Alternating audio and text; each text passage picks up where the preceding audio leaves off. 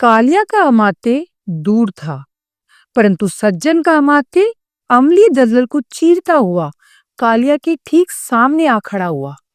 कालिया स्तब्ध रह गया। उसने कल्पना भी नहीं की थी कि कोई योद्धा इस स्तर का दुस्साहस कर सकता है, कि कोई योद्धा अम्ल की आग से होकर मृत्यु को परास्त करता हुआ उसके द्वार तक पहुंच जाएगा। क्षण भर के लिए कालिया को लगा कि अब उसका अंत निकट है। सज्जन का अमात्य उसका वध कर देगा और मगध, जिसने वर्षों से इस खेल पर राज किया, एक बार फिर विजय होगा।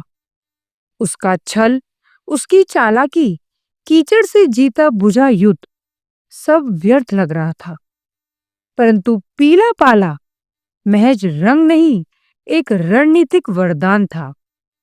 जहां भगवा पाले में अम्लीय दलदल ने रथों को निगल लिया था, वहीं पीले पाले में स्थित था जीवन रक्षा गुंबद, एक दिव्य ऊर्जा क्षेत्र जो किसी भी योद्धा को अस्थायी अजेयता प्रदान करता था।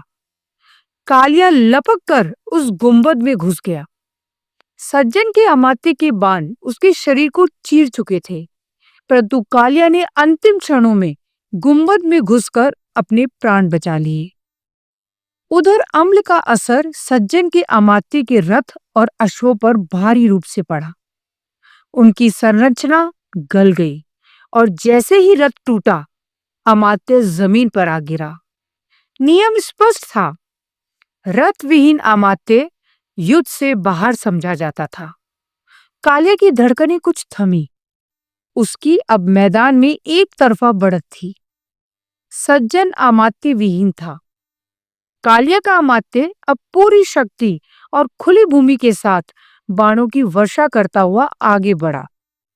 कुछ ही क्षणों में उसने सज्जन की पूरी सेना को समूल नष्ट कर दिया। अब रणभूमि पर केवल दो ही योद्धा थे, कालिया का अमात्य और सज्जन, अकेला, निराश्रित।